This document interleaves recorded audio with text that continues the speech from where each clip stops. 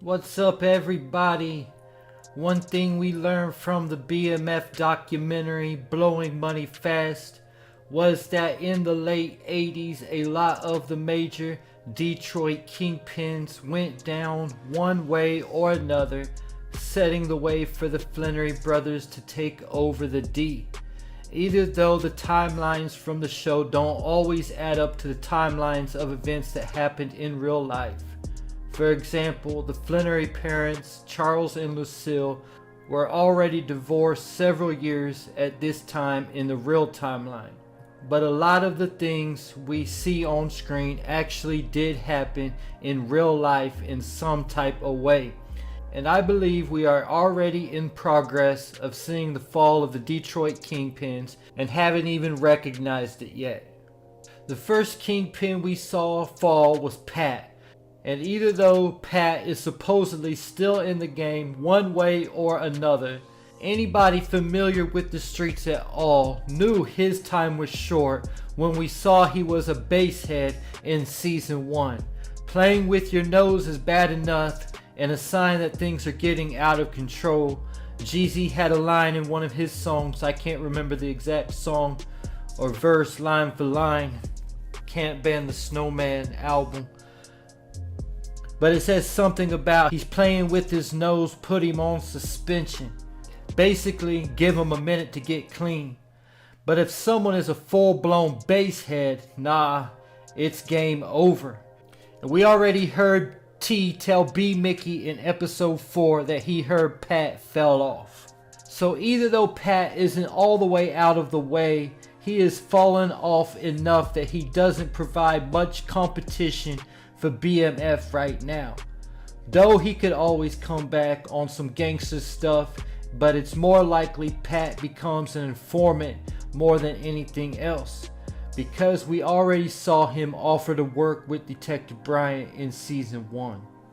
When the Flannery brothers moved on from Pat, they found a new connect, a lady by the name of Big L. She definitely was a good plug, and the Flannerys started moving up once connecting with Big L. However, this partnership was short-lived because Big L refused to work with Meech because he partied too much and because he was too flashy. And she would only work with T. I think the main reason Big L wanted to work with T and not Meech was because she felt like T would be easier to control. However, T, under pressure, both from his parents and his baby mama Wanda, to get out of the game, decided to get out and start a car service with his dad. And we learned in episode 1 of season 2 that T getting out the game messed things all the way up for Meech because Big L did not work with Meech once T got out the game, so it left him with no plug. In the same episode, we saw Meech going after Canine, who was the biggest player in Detroit at the time, and who was also a ruthless killer. But while Meech was having dinner with Canine, trying to convince Canine to work with him, Big L shows up and throws salt on Meech's name, while also hinting in front of K9's girl Peaches that her and K9 might have some type of relationship. So when K9 told Meech he would supply him, he also had a gift for Meech, Big L's lips, because she talked too much. And that's the second Detroit Kingpin to fall, R.I.P. Big L. Sticking with K9, when we were first introduced to him, we saw him shoot a basketball coach named Wink in broad daylight over a gambling debt. The next episode, the Dairy Queen that K9 owns was shot up in retaliation. K9 also tracked down the man who shot up the Dairy Queen and made a demonstration out of him. Unfortunately for K9, all this killing might be catching back up to him, because in episode 5 we heard the police talking in their crime meeting and they know about everything. They know Canine killed Coach Wink in broad daylight. They know his Dairy Queen was shot up in retaliation. And to make things even worse, they even have him as the prime suspect in the death of Big L.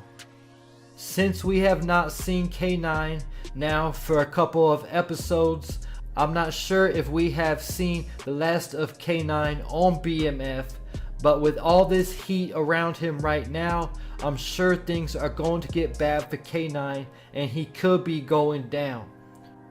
If we have saw the last of Canine on BMF, he was my favorite character, even though his reign on the show was short-lived. Canine also kind of served as a mentor to Meech, teaching him and giving him advice about different things. All that will help Meech moving forward. Getting me into Boom, the last Kingpin to fall. Right now, T is currently in debt to Boom for the 5 kilos he fronted him. And we know from season 1 of BMF that Boom runs the east side of Detroit. Not to mention, T is smashing Boom's wife, Markeisha, which could create a huge problem at some point. In the Vlad interview, Tony, the real-life Markeisha character, said her husband Harold went to prison in '92 and that he was actually set up by his own plug, someone from a Mexican cartel. Boom is the last Kingpin I expect to fall because in real life, Tony stabbed Harold in the shoulder in an attempt to take his life because he beat her so much. Since they have already made it known that Boom is abusing Markeisha in BMF, I do expect this storyline to be played out in some type of way. I would not be surprised if they actually have Markeisha body Boom for entertainment purposes. This is really the end of my list, but before I go, I got to bring up Lamar because he is the Flannery brothers' #1 threat. Even though right now he's not in the game, and I don't know if he could even come up enough to be competition in the dope game, but like Unique told Rock in Raising Kanan, I can still create problems for you in these streets. And Lamar is definitely the definition of a problem for the Flannery brothers. There you have it. Leave your thoughts in the comments and be sure to let me know if I missed anybody.